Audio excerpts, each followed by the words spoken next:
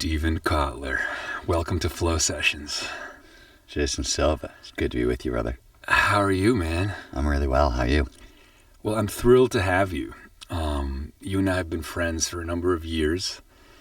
I love your brain.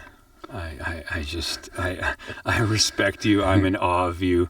I often call you late at night when I have some deep, pressing question about neuroscience, consciousness, psychedelics, altered states, techno-utopianism, and all that jazz. And I thought, man, we've done all these live events together.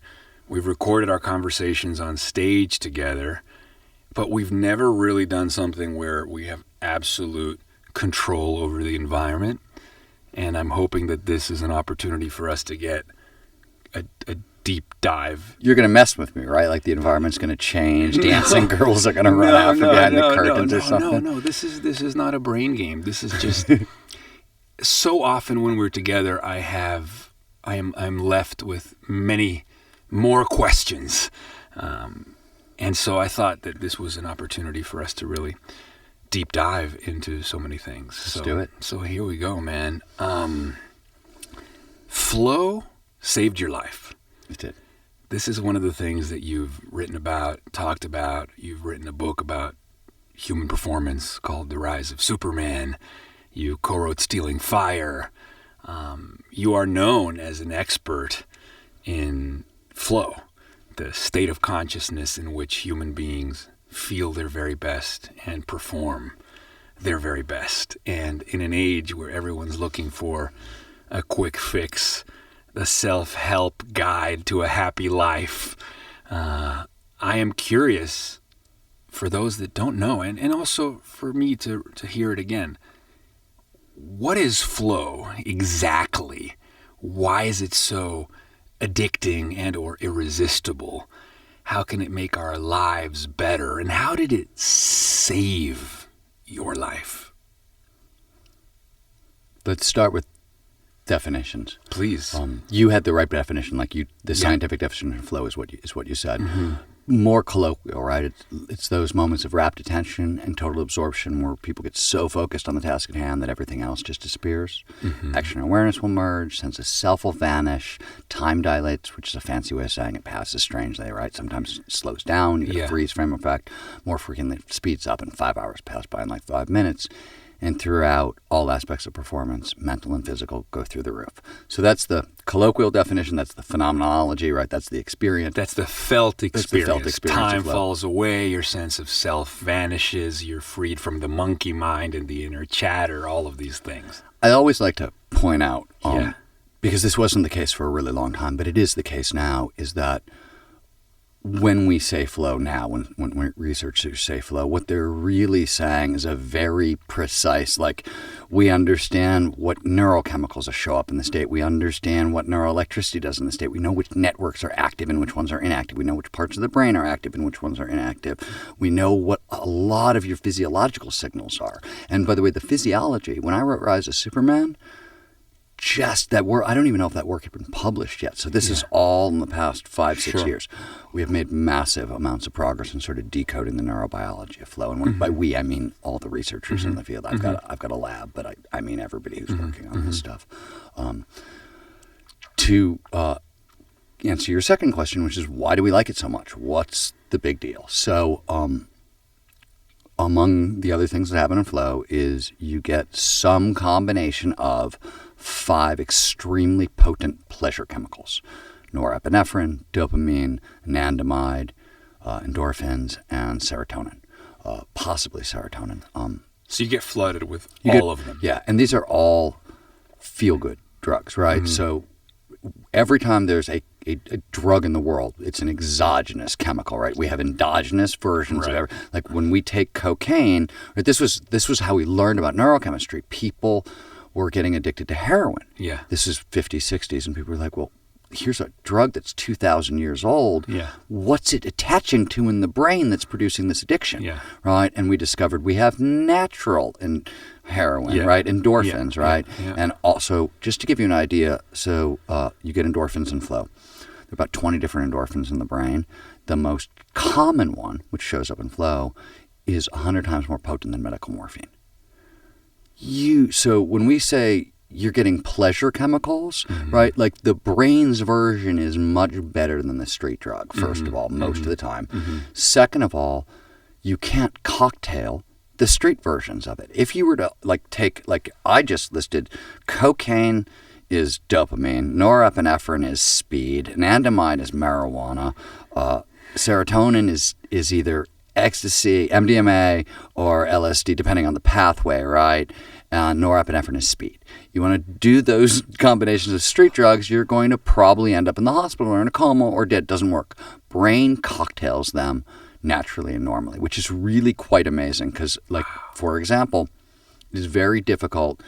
People who experiment with MDMA and cocaine, for example, will discover that the cocaine wins. Dopamine is more powerful than serotonin, essentially, and it will swamp the experience. And you'll be on cocaine, you won't be on Molly. The brain seems to allow some coexistence between these substances, and they can both be in your system sort of at the same time. And right? So we can do stuff internally that you can't do externally. So the big deal here is... The big deal is that it's essentially the best high in the world. Period. If you Period. can get It's it. the unique chemical composition, it's the experience cocktail. we like the most. The experience right? we like the most. And these are the moments that take our breath away. These are the endless summers. This is like falling in love for the first time. This is like witnessing the birth of a child. This is like the sport that you love the most in the world where you lose track of time. I mean, this is all that the stuff poetry is made of. A couple things that are worth pointing out also is it's not just pleasure. If it was just pleasure, it was just a high, right? It's pleasure coupled with performance. And meaning. That's the key. So when positive psychologists talk about happiness, they talk about 3 levels of happiness that you can obtain. Level 1 is happiness. It's pleasure. It's hedonism. How do you feel right now? Sure. And the truth of the matter is we have emotional set points. There's only so much you can do there. Yeah, you can have a gratitude practice. Yeah, you can have a meditation practice. Yeah, it'll make you feel a little bit better. But it's not. There's not a big lever there, right? With pleasure. With just happiness, with just pleasure. It's a lousy strategy for happiness. I've had conversations, and some people don't fully understand, where I say that for me, sexual satisfaction is cognitively oriented, that I am cognitively oriented, that if I just have physical pleasure, that if I just treat sex physiologically, drop into your body, feel the sensations, that's actually doesn't give me as much pleasure. Like if I want to do that, I could just self-pleasure, masturbate, and have the physiological response of orgasm, and that's it. But the true satisfaction, what really arouses and engages me, has always been cognitively oriented. What is the scene that is unfolding? What is my sexual partner doing? How is she surrendering in a way that makes me want to surrender? What is the boost of esteem that I'm getting from being mirrored by this person or seen in a certain way? And you wonder why you're so neurotic. But the point is, the scene, the setting, the framing, the movie is cognitively oriented, and it's what gets me off because it's preoccupied with meaning. What does this mean? And it's the layer of meaning that it builds on top of the physical pleasure that is where I get the real pleasure. So it sounds like you're talking about that too. Yeah, that so flow. Level 2 happiness is engagement. It's a high engagement life. Right. Lots of flow. It's a high flow lifestyle. So level 1 is pleasure. Level 2 is high flow. Level 3 is high flow plus purpose. So I'm doing something that produces a tremendous amount of flow that is serving a cause greater than myself. Oh, well, this reminds me. 3 levels. Well, this reminds me of that equation, that Venn diagram that you came up with for that Forbes article you wrote about how to find your passion. And I don't want to get off the topic of flow, but just for those that are listening, because this was very interesting, is that people often struggle with finding their passion. There's such a pressure in the world telling you that if you find your passion, you'll find happiness, you'll find things. And people are like, well, what the fuck? I don't know. I'm just figuring it out, And so what you said was, maybe what you want to start with is making a list of things you're curious about. Those are easier to identify than your one North Star, your one passion. So you're make a list of 5 to 15 things. 25 things you're really curious about, and then find a couple that overlap. How many was it? Yeah, 5? It's 3 to 5. 3 to 5 that overlap. And then you say, when multiple curiosities overlap is a sign of neurobiology. It means you're starting to get that combination of pleasure and meaning and cognitive engagement engagement and all that jazz, because there's multiple curiosities like overlapping, like how beautiful that is. And so then that's like the beginning of your passion. And then you say, find a need in the world that can be served by these overlapping curiosities, and now the passion turns into a purpose. So it's like you were hitting at that, but I guess this whole thing is connected back to this flow of like pleasure, meaning, level research. 1, level 2 happiness. So keep going. So it's all this. I mean, so but, meaning, by the way, time out. Yeah. Flow states have triggers, preconditions that lead to more flow, right? This is a lot of the work that I've been involved in. Okay, so this goes into the idea of like how to train flow, how to train for flow, how to contextualize or precondition spaces that lead to the emergence of flow, like a flame that comes into existence when the conditions are right. Let's talk about it. At the Flow Research Collective, my organization, our trainings, flow is really trainable, is my point. Like we are getting... and we're using the same psychometric instrument everybody else is measuring flow with. Csikszentmihalyi's original scale. We're getting Csikszentmihalyi. I learned how to say his name. Nice. We're getting an 80% boost in flow on the back end. My point is, it's really trainable. There is a massive return to baseline afterwards in certain patient populations. Usually peak performers can keep going. Everybody else has a big return to baseline, and there are a number of reasons for that. We don't have to go into that. My point is, it's trainable. And what we're training people in... Flow is trainable. These triggers, right? Flow follows focus. It shows up when all of our attention is in the right here, right now. That's what all the triggers do. They drive attention. Let's unpack that. So flow follows focus, because often when people hear about flow, or they watch my videos where I seem to be in flow, or they read your books all about flow, or they see elite athletes constantly superseding what came before and pushing the limitations of human possibility, being in these states of flow, everybody's like, well, how do I get that? If I'm not a professional snowboarder, how do I get that? And so you're talking about these flow triggers, and the first thing you say is the flow follows focus. So attention is a precursor for a flow experience. So let me take it one step further, because we speak neuroscience. It appears the flow triggers do one of three things. Mm-hmm. They either push norepinephrine or dopamine into our system. So norepinephrine is one of the main, it's a pleasure chemical, but it's one of the main focusing chemicals, right? We feel it as excitement or anxiety, but we feel it as excitement, but more attention to the present. Dopamine, same thing. Pleasure and a lot of attention to the present. So the flow triggers are either pushing dopamine into your system to drive focus and thus push you into flow, norepinephrine, or they're lowering cognitive load. So all the shit you're trying to think about at once, right? The weight of the now. If I lower that, you have more energy to pay attention to the present, right?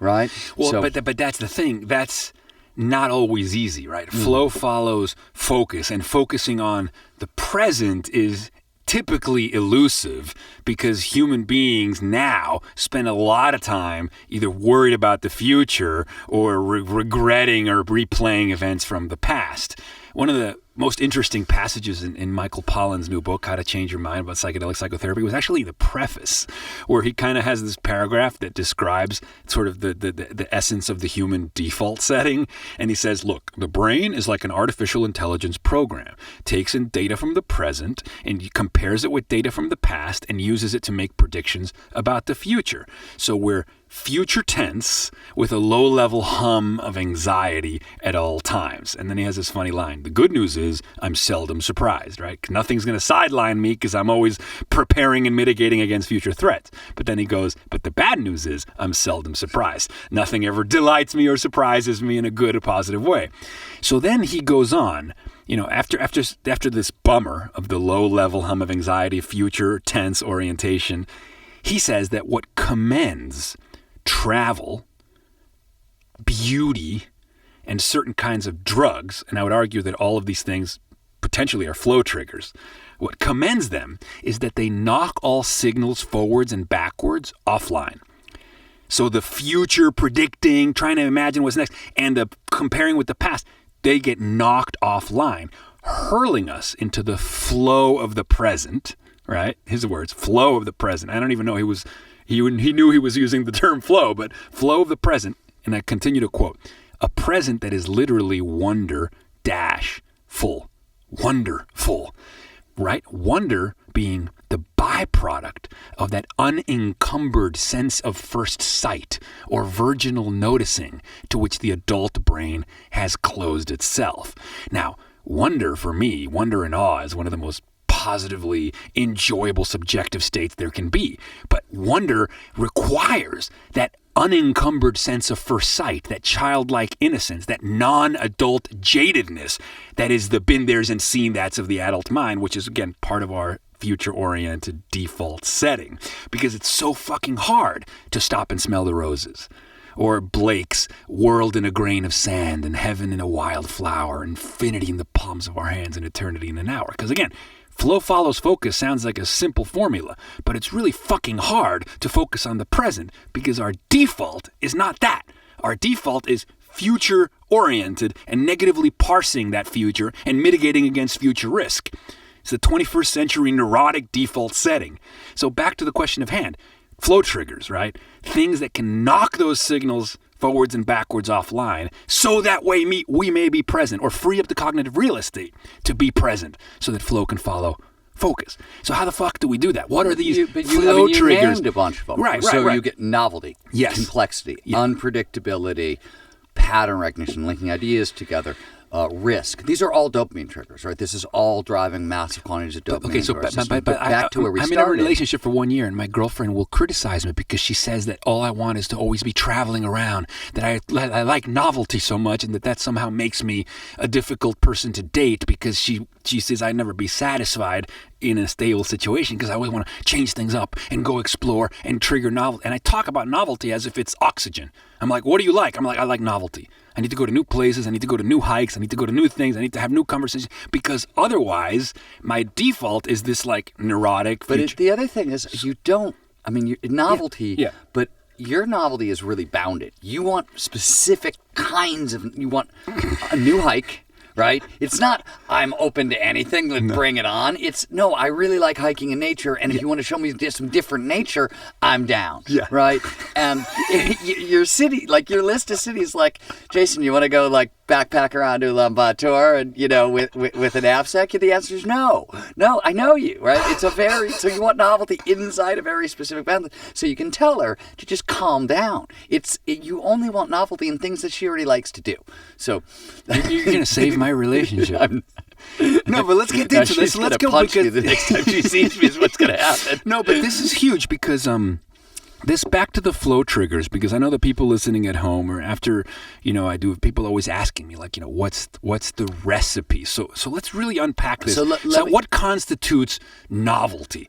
How much do you have to violate your expectations? Let's start really simply. Yeah, okay. Right? Like great. This is like first thing I do when I walk into an organization is I say, look, guys, if you can't hang a sign on your door that says, fuck off, I'm flowing, can't do this work.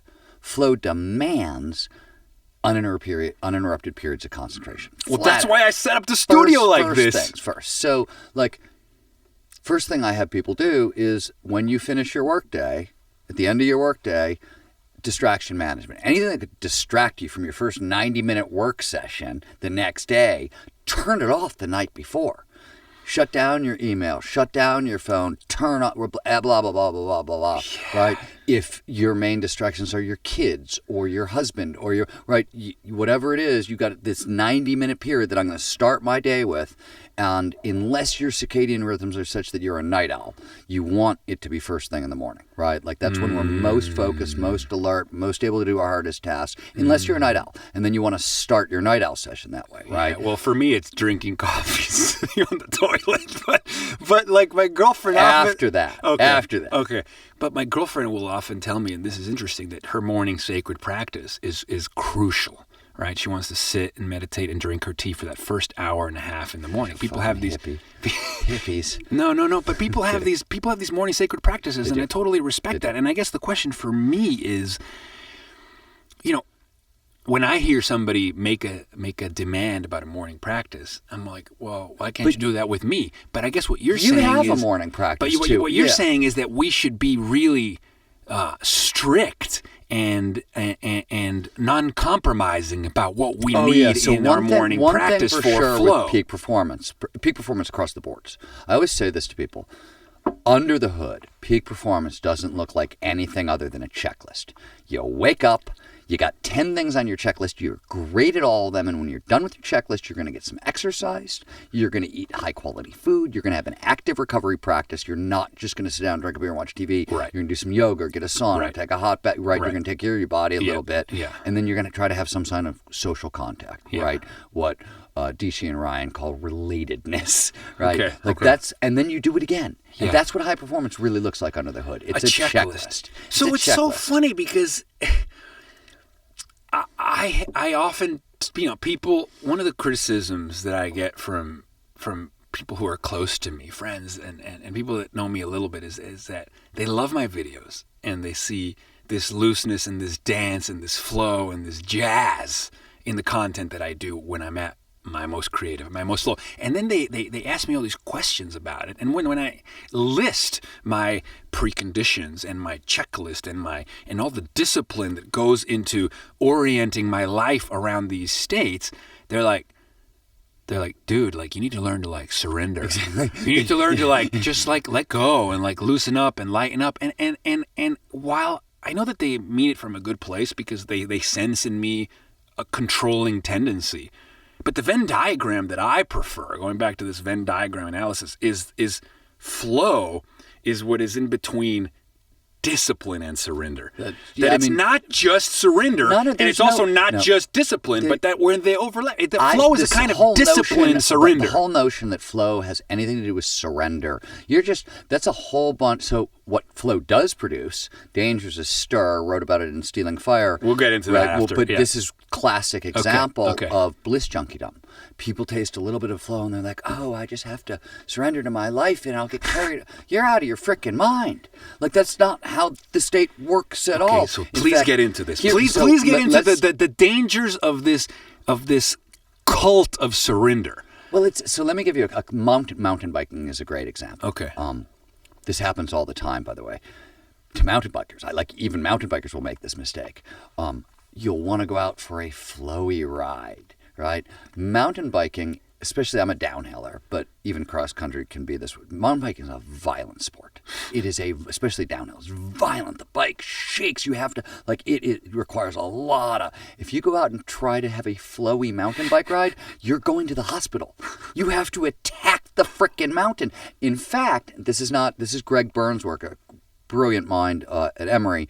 He argued in his book Satisfaction that and there's proof for this, that at the front end of a flow state, before you can get into flow, so we know two things happen. One, you have the challenge goes up, right?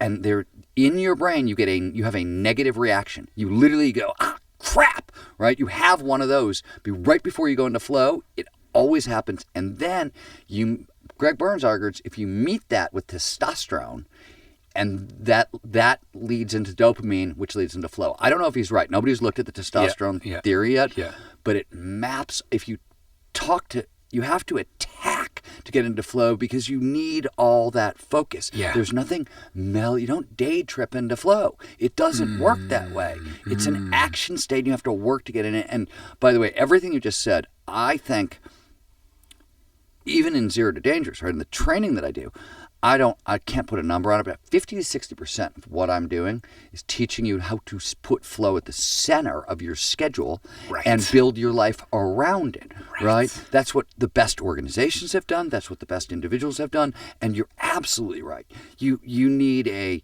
pretty rigorous schedule. You need flexibility inside of it, right? You do. You want flexibility inside your limits, but you absolutely have to have those limits. And once you try to remove them, right, which you see in the whole Burning Man crowd, the hippie crowd, you're probably going to make yourself miserable waiting for a state that's not going to show up because you're not doing the very things you're not your doing body the discipline. Needs. Well, it's like that book, right? After the Ecstasy, the Laundry, or the whole thing about fetching water and chopping wood, or Flaubert's line that says, be disciplined and orderly in your life so that you may be violent and original in your work. But essentially, he's saying the same thing. So when I tell people, I'm like, look, my flow allows me to supersede my limits again and again and again. My gymnastics, my achieving the impossible that I do in my creative work, or I aspire to do in my creative work, means that in many other aspects of my life, I am monk-like and circumscribed and disciplined. I'm disciplined about my sleep. I'm disciplined about quiet. I'm disciplined about when I eat. I'm disciplined about when I go to the bathroom. Like, I'm super disciplined in all these other ways. And what you eat and how you... I mean, like, you're disciplined. Like, people have no idea how much discipline there is. That's right. Yeah, it's massive. But it has become this thing where it's like, because what we produce when we're in flow feels like ecstatic surrender, right? You move beyond the self and you're free of the discipline. It presents itself that way. Experientially looks that way. People mirror it that way.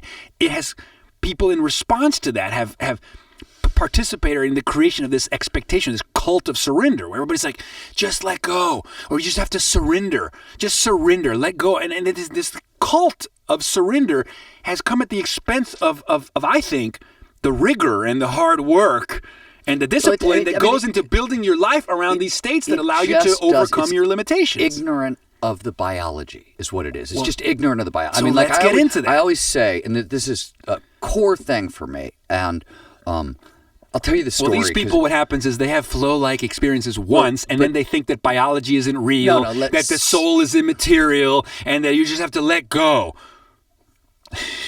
And maybe they're right. I don't know everything, right? Maybe they're right. Okay. Maybe I'm totally wrong. Maybe 150 years of cognitive neuroscience. Who knows, right? But let's continue on this. So we're talking about these flow triggers, and we're talking about novelty, and we're talking about how to instrument a kind of novelty, and how to be disciplined in crafting the. I guess you could call it the set and setting. Treat your flow like a psychedelic trip. What's the set? What's the setting? Weird. What's the intention? What's the pre-expectation? That's why what's the pre-construction? We partnered with Imperial College. Like, my organization partnered with Imperial College. We're Mendel Kaleem, and Mendel has developed a diagnostic. Oh, I know Mendel. So Imperial College of London, by the way, is doing all this amazing psychedelic research for psychedelics. Robin Carhart-Harris and Mendel Kalin is doing the Wave Paths app, which is using music to help people achieve psychedelic healing with just music, like tripping on music alone. Well, he's also designing music for psychedelic therapy, right? Brilliant, great work. Yeah, but Mendel... So, set and setting, right? Goes back to the 60s, and we know this idea. Mendel asked a really great question 4 or 5 years ago. Well, what the fuck does set and setting mean? Yeah. Right? And he realized that nobody, from a scientific perspective, you didn't have to take the cap off. I didn't know that. Yeah. I thought it was just Steven-proof because he knew I was going to knock it over. But no. Mendel set and setting. Realized that we didn't know what set and setting meant. So he set out to build a diagnostic for set and setting.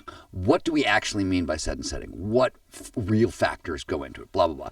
And I think it was a huge diagnostic in the beginning. I think they've got it shrunk down somewhere around 50 questions. So we took that and there are 22 flow triggers that we know of, right? Okay. And we mapped them onto one another, and we're still doing. We just wrapped it actually last week. We did a big study, multi-year study, comparing set and setting for psychedelic experiences versus set and setting for flow. Oh, so you know what's so crazy about hearing you say this? That this is something that intuitively has emerged for me in conversation, where I'm like, set and setting is everything. Maybe it's because I have a relationship with cannabis and flow, and cannabis has been used by jazz musicians forever for its improvisational capacities as a catalyst for improvisation, or freestyle rappers and cannabis. But cannabis is also a kind of psychedelic. It is a psychedelic. And so set and setting tends to inform the experience that you have. And because I associate cannabis with flow, and I know that I have to be sensitive for set and setting, as with all plant medicines and psychoactives,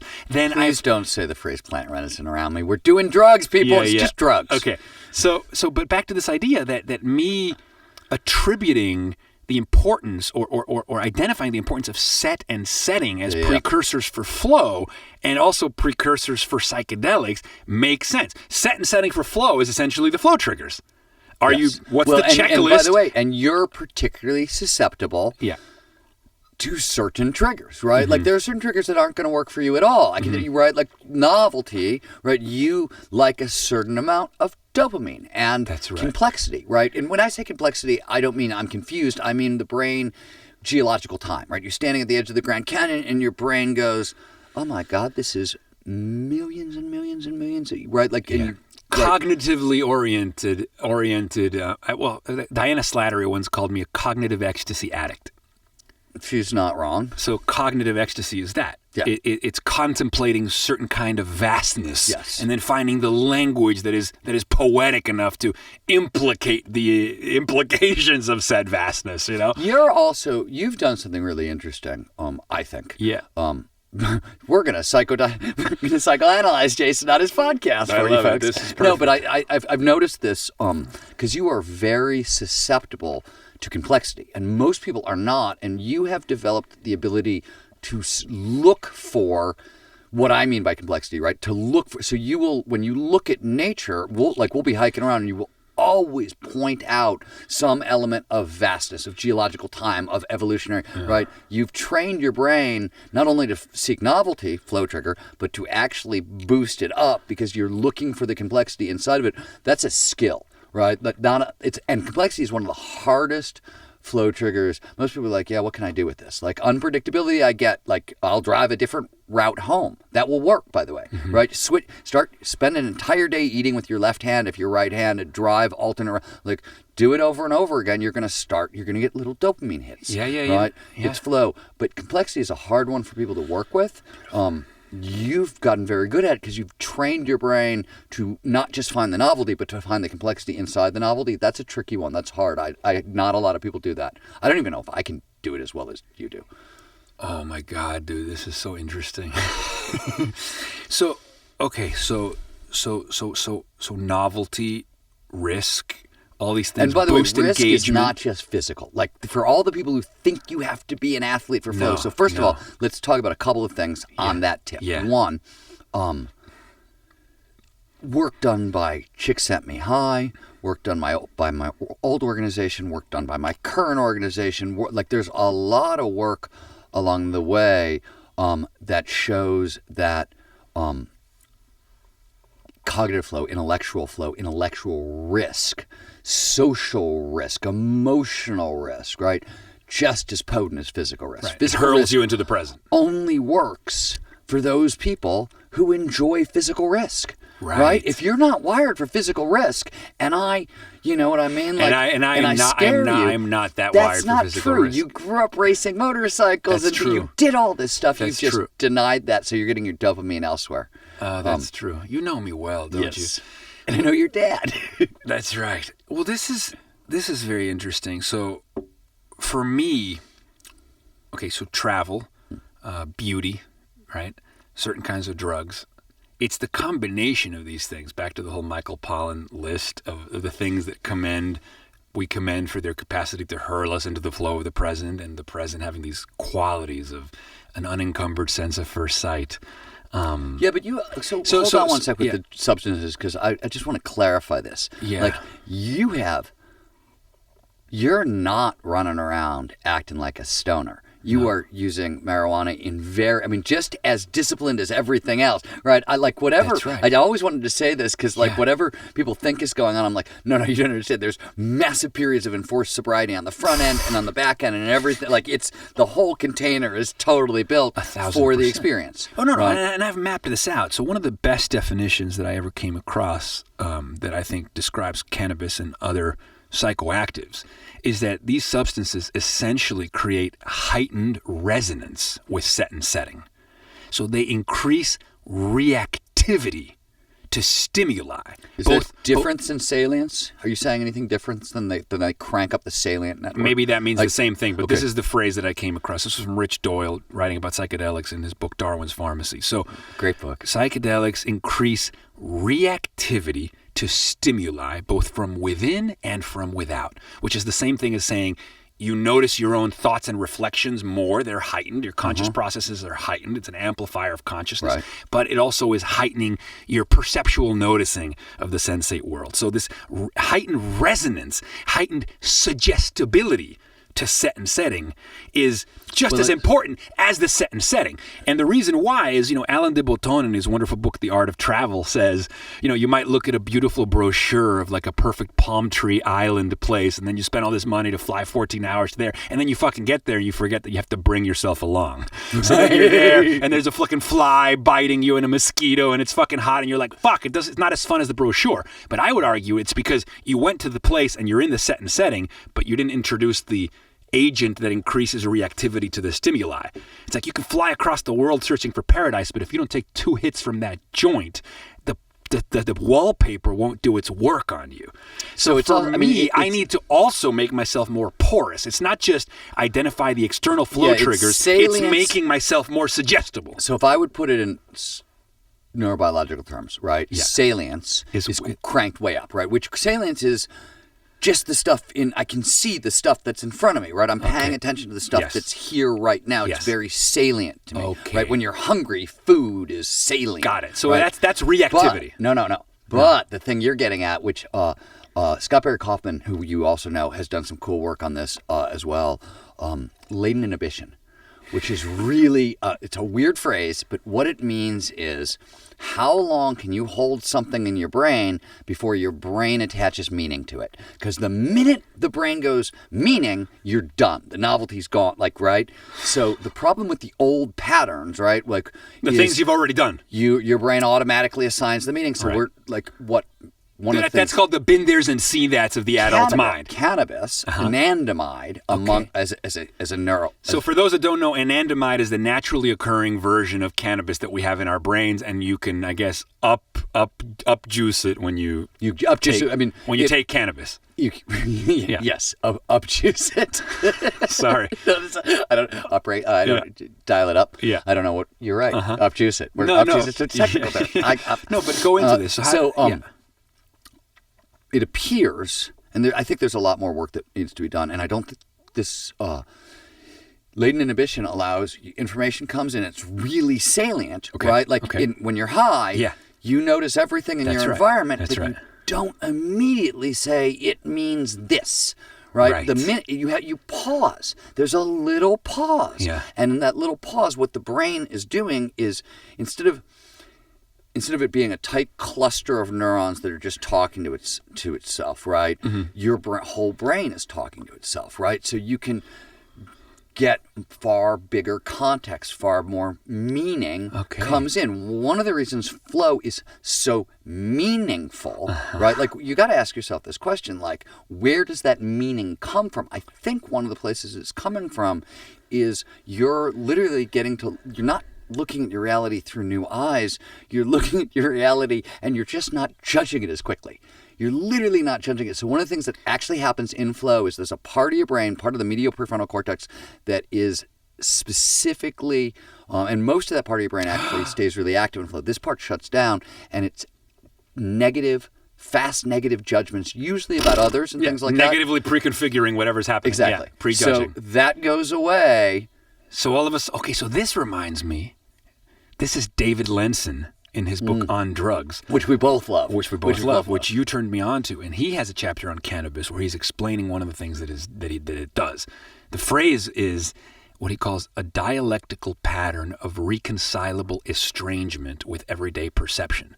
So cannabis creates... That's a lot of words. Yeah. Yes. So essentially, cannabis creates a new distance between you and the familiar thing. That's that lag that you're talking about. That's that space you're talking about. Yeah, right, this new distance between you and that familiar relationship with that thing you're looking at, and then allows you to forge a new relationship with that thing that closes that distance.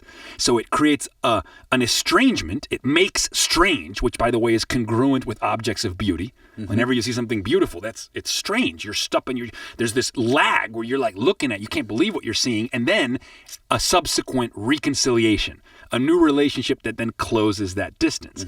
And that's why he says things seem to attain when you're high on cannabis and in that beautiful halo, things attain an archetypal quality. So a landscape will look like a landscape painting. Every object stands for all of its class, right? A tree, specific tree, becomes the archetype of treeness, you know, and that's why I don't know if that's just his experience. Well, maybe he's a comparative literature professor. Very good weed, but it resonates. But it resonates. But it resonates with me. Back to what you were saying: the salience and this space and this lag between the shorthand judgment and algorithms that we already have developed as adults. I know what this is. Oh, I've been on this hike before. I know where I am. Oh, this is just another hike. Or, I know this person. I've talked to this person 1,000 times. I don't have to listen to this person. Like the been there's and seen that's of the adult mind, the familiar algorithms, the autopilot. But then that flow and the flow that follows focus, and then introducing something like cannabis that creates a new distance between you and the everyday perception and the new relationship that closes that distance. But then you combine that with actual novelty. Do you think cognitive biases would be lowered when you're stoned? I would you would think have so. to argue I would based think on so. this. That's interesting. You can test that.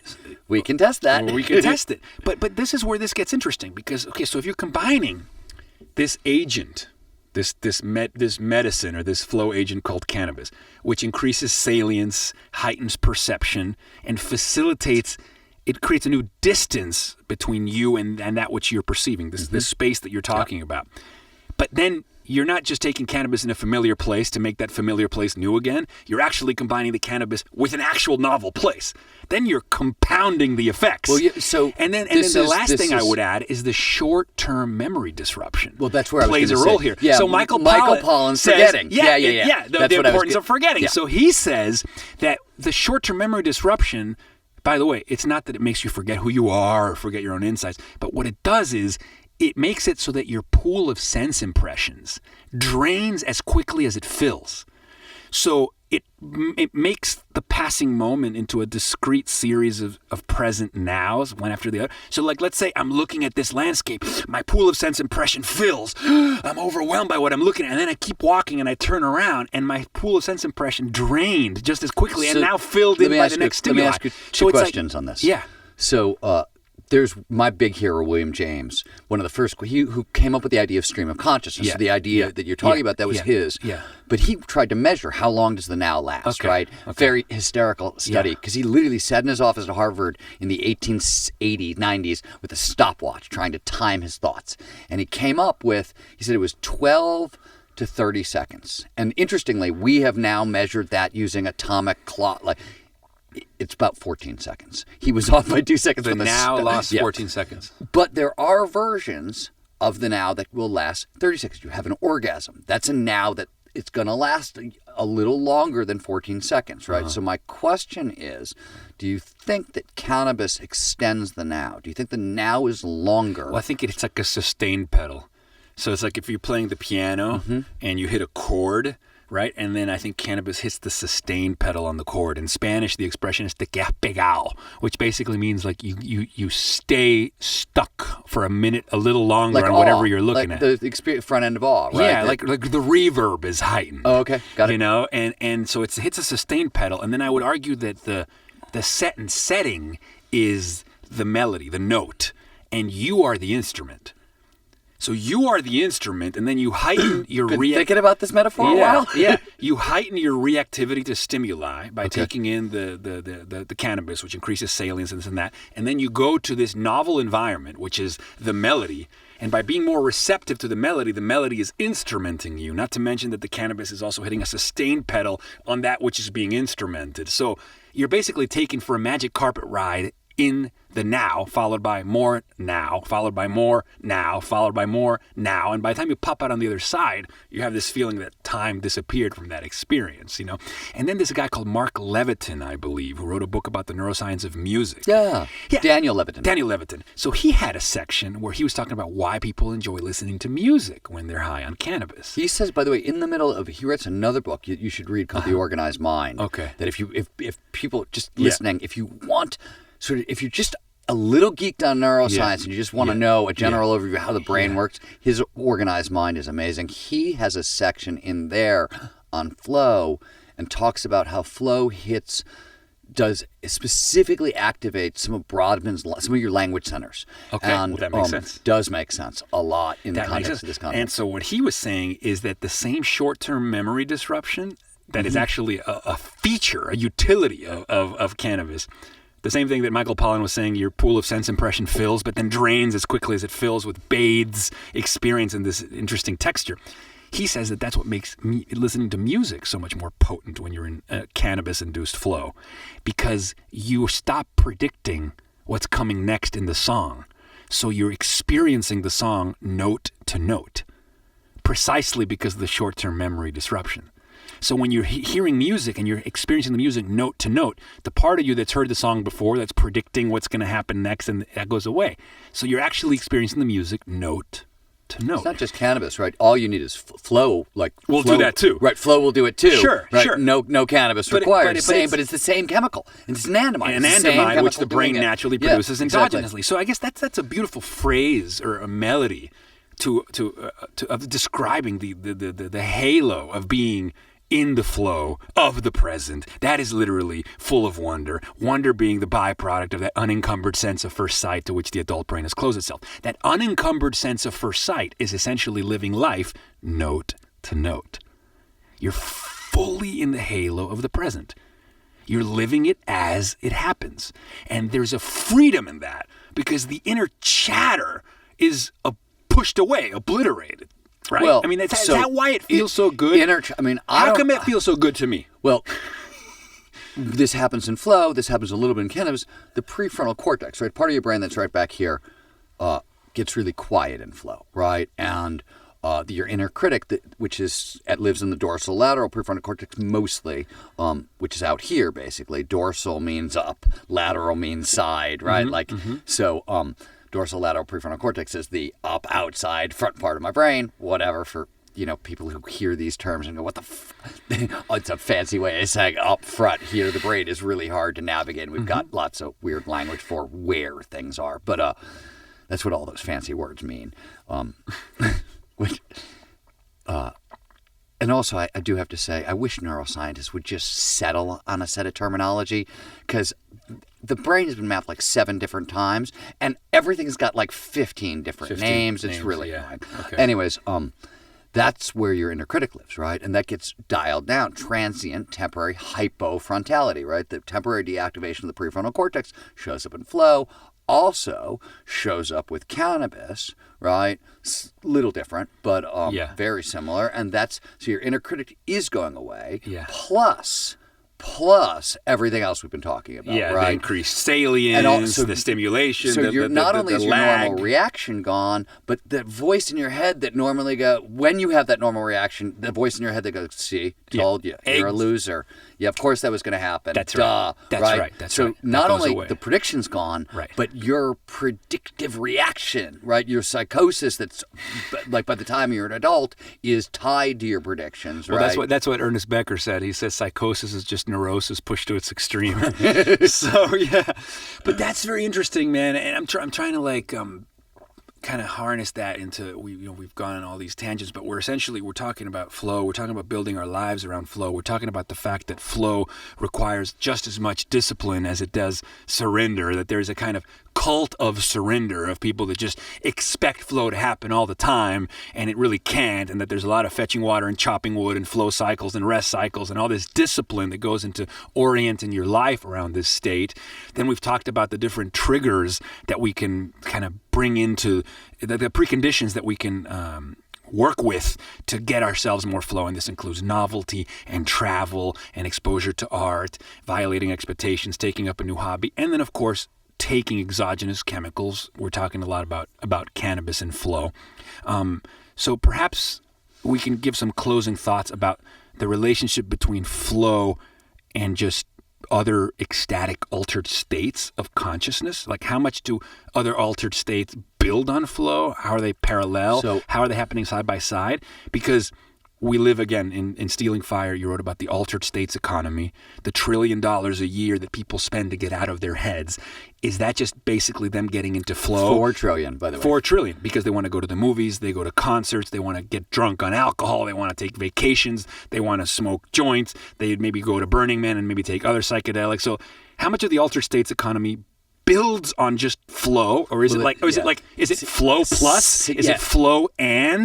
Maybe get a little bit into that. So, because I don't want this to feel like we're just like peddling substances that people take to get high. This is actually about something that No, your brain naturally produces, and it just so happens that there's lubricants that can help us get there, like flow triggers, like cannabis, like concerts, like beauty, like art, like travel. You know? Csikszentmihalyi has argued very eloquently, great article, that you can't, there's a textbook. They put out a textbook of Csikszentmihalyi's collected works. In the middle of the textbook is this Italian, he did an interview with this Italian magazine called Flow in the Soul. And they translated it, and the only copy you can find is in this textbook. But it's an astounding article. Wow. You always have good, you have to send me this recommendation. Flow and the Soul. Written by Csikszentmihalyi. So Csikszentmihalyi, it's so funny because and I've known him for a while, and the longer I am a student of his work, the more impressed I get. Every time I find something else that he's written, he is really one of the better philosophical thinkers of the 20th century, disguised as a psychologist. Good. Right? Good. Well, they usually are. Right, of course. Ernest Becker wrote Denial of Death. He was a psychoanalyst, and I think he's a philosopher in He says that everything we think of as art in a lot of culture are just literally the byproducts of ways that we found to produce flow. So Ernest Becker's theory about denial of death, he's sort of and they could both be right? Like, so it's not our fear of death, it's just a response. It's basically our art is a trip report that came out of flow. Our art is it's a seeking report. It's the byproduct, right? But it's not, the art is it's what happened. The point was, I want the flow, right? And I want it because it's hard here. Right? Yeah. Like, it's just hard here. It's hard a difficult world. That's right. And it hurts a lot. That's right. And in flow, it goes away for a little bit, right? Flow redeems suffering. It, without a doubt, it absolutely redeems this. I always say this about peak performance. And so I have a book that I'm working on right now called The Art of Impossible. And it's a big peak performance book. It'll be out in a couple of years. And in it, very early on, I point out to people, look, this is not a book about happy or sad. If you're happy or sad are things that happen on the way to peak performance, right? They're not like, if you're hung up on happy and sad and want to get more happy and don't do this stuff. Peak performance is not pleasant. Right. You always used to say this is the states north of happy that we're talking about. Well, north of happy those are all the altered states. Okay. And to get back to your question, so Csikszentmihalyi to flow in the soul. Well, all I was saying, that was the art, and right. I want to get the paper. There are a lot.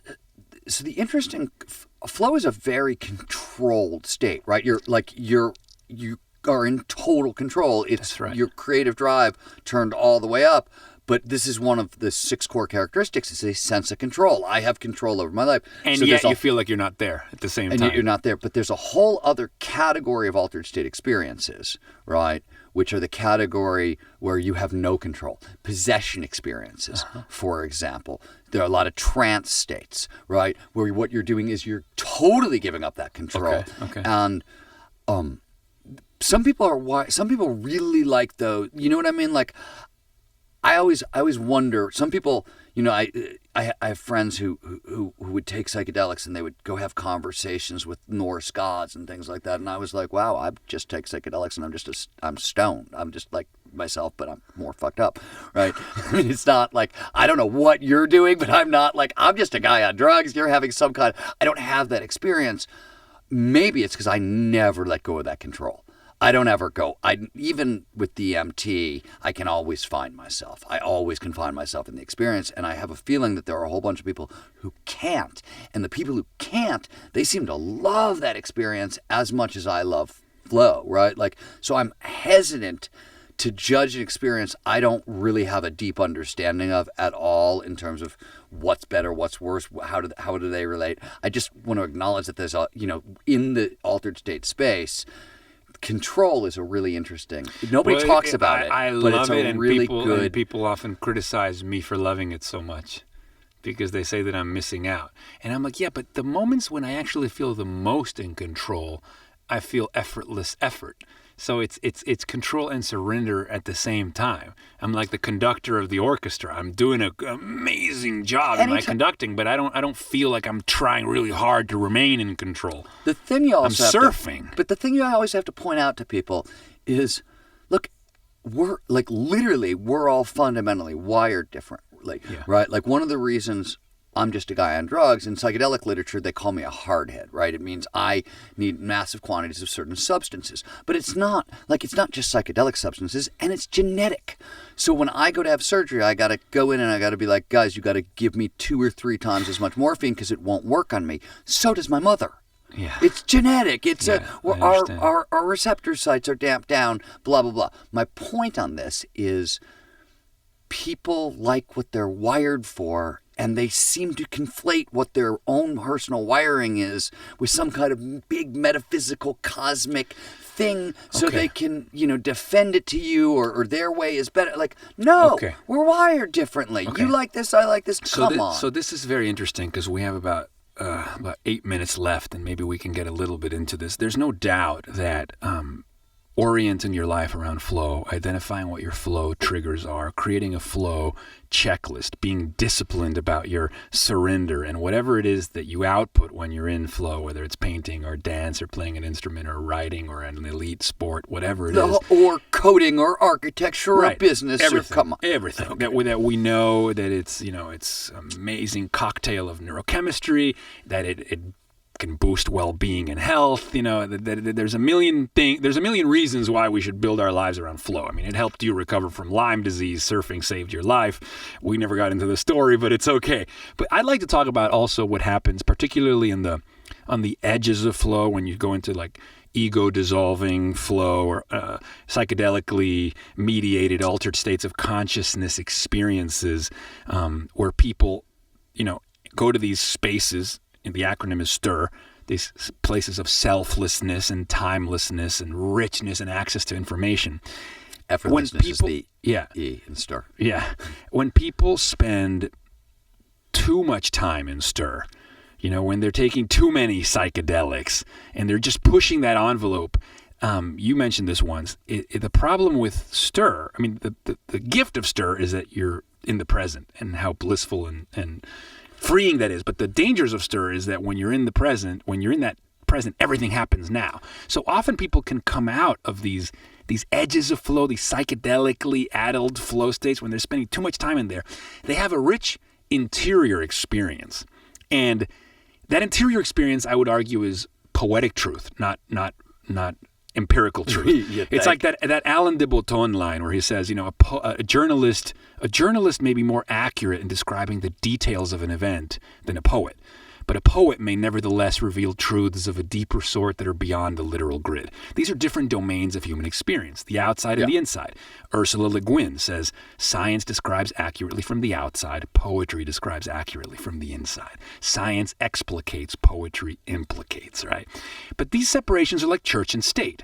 And so when you have a spiritual flow, psychedelically mediated experience, and you have a poetic experience, an ineffable experience, a communion with the cosmos, something that is fundamentally poetry, fundamentally church.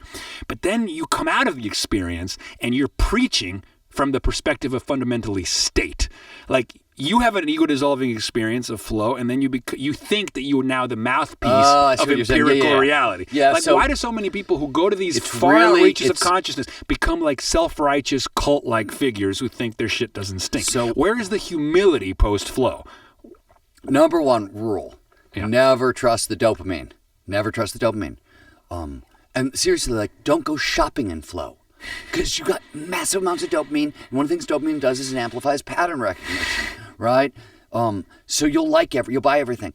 Don't believe your apocalyptic visions in flow. Why? One, your pattern recognition system is all fired up, so you're finding stuff, links, right? I'm the only one who sees them. One. Two, ego dissolution, this is one of the giant puzzles of psychology, is what is it about having your ego dissolve that when it comes back, it's twice as big? Bigger than ever, yeah. Right? It's bigger than ever. Now you're the mouthpiece of the universe. And you know why I always call my videos poetry? Because I don't want anybody to ever think that I'm having a messiah complex or that there's any kind of self-righteousness about the truth behind what I'm saying. As long as I call my work a song or a poem, I can take poetic license to reflect upon my own reflections out of a flow state, link domains together and find through lines. But I'm like, hey man, this is freestyle rap. This is a poem. The minute that I'm like, join the church of Jason Silva, I would make myself sick. But so many people they kind of want you to make that, to cross that threshold from like interior landscape, and if you can resonate with it, that's art. Beautiful. But my interior landscape as the mouthpiece of fact, no. Right. And too many people out there are pretending to be the messengers because of that. I swear to God, if I meet one more teenager with a funny hat who wants to put me through a cacao ceremony, I swear to God, if I don't kill a millennial by the end of my life, I'll be lucky. Okay, so that said, so the other thing is the danger of timelessness, is your point, right, is when you're in a timeless space, everything feels really immediate. So you get a lot of people, and this is really, I'm seeing this a lot in the Burning Man tech community, right? There's all these apocalypse right now guys, right? Like running around. And the funniest thing too is like, were they not around for like the year 2000? Did they not read? Like Daniel Pinchbeck is the classic example, and I love Daniel. He's a nice guy. Breaking Over the Head was a great book. But he went down to South America. He did a lot of drugs. He didn't realize that the now that he thought would, right? And he came back and he wrote a book about how the world is going to end and blah, blah, blah. And he put a date on it. And this is really common, right? This is really common. There are known psychiatric syndromes based on this kind of thing. Well, yeah, and this is where I'd like to sort of wrap up, is like we're celebrating and rhapsodizing over how intoxicating and healing and beautiful these domains of consciousness are, whether it's flow or whether it's derivatives of flow and altered states, and the trillions of dollars we spend every year to get out of our heads, and it's beautiful. But that we must be careful with the revelations or divinations that come through, because what happens is so often what comes through feels paranoid and apocalyptic, and there's always this idea that like the system is about to collapse, and planetary collapse and civilizational collapse. And granted, there's things that are wrong in the world, there's things that need to be addressed, but my intuition is much more a la Steven Pinker, Peter Diamandis, Singularity University. I see astounding progress. Well, I wrote Abundance with Peter, so I'm not. I see Stuart Brand. I see Kevin Kelly at the Long Now Foundation. You don't see them like freaking out about planetary collapse as much as the more contemporary psychedelically addled mouthpieces that we're seeing. Like, I see more progress coming our way. What is it exactly about cryptocurrencies and psychedelics that seem to lead people to believe the world is going to end tomorrow? Like, I don't understand what like. Well, it's patternicity, right? Oh, maybe that is. It's a kind of psychosis, seeing patterns that aren't there. But if you're a sophisticated mind, you can find a through line that self-justifies itself. One of the best ways to stop this, right? Not do this, and one of the best ways to hack flow, right? This is so at the end of a psychedelic experience and a flow experience, you still have that dopamine in your brain. Your brain is finding all those connections and connections and connections. Yeah. Cut it off. Literally, like, go do something. Walk away from the back end of a flow state. Don't ride it to the bitter end. But that's where a lot of that stuff happens. Beautiful. Because the dopamine is what's left and is looking for those connections so you can continue the ride even more. Interesting. Right? And I just think it's what are the odds that the universe spoke specifically to you? Well, You, right? Like, what are the odds? Yeah. Right? So you just gotta like ask yourself when you have the big reveal, you're like, okay, but let's work the statistics on this just for a second. Totally. Or just remember that, the big reveal within the landscape or the cosmos of your mind might be the big reveal that tells you, how you can heal your own life and move forward. And the minute you try to be the mouthpiece for everyone else, you're merging church and state. And let me you're ask going you a from question. poetry, your own ontological poetry, to scripture. And we don't want that. We don't want militancy. We don't want self-righteousness. We don't want anybody being the mouthpiece against everyone else. That's what we don't want. I also think... And we got to wrap it up soon, by the way. For sure. You're well-read in philosophy. You're well-read in psychology. So you know well enough... Like, when you have one of these big ideas and you come back, you can say to yourself, oh, yeah, well, that was Spinoza's idea before me, or That's was, right. blah, blah, blah, or I love connecting it to other people. Poor man's blah, blah, blah. I always want to find the person who had an idea analogous to my revelation, and I want to cite them. And that shows the work, the rigor, the discipline. Exactly. I meet so many people at Burning Man who had one psychedelic experience. They've never read a book by William James. They've never read a book by Eric Davis. They've never read one of your books. They've never really paid attention to any psychedelic literature. But they had one psychedelic experience, and now they're like, I really want to start a blog because I have a message that I think the world needs to listen to. And I'm like, okay, why should the world listen to you? Have you done any actual fetching water and chopping wood, or you just had one trip that told you you're the Messiah? And you can tell they haven't thought it through. Right. They just feel like all of a sudden they have a message they want to share with the world exactly. and feel entitled to share that message. Maybe we should stop here. Okay. Much love to everyone. Use flow with caution. Steven, thank you for your time. I could talk to you for 1,000 hours. So good. Cheers, bro. Thank you. All right.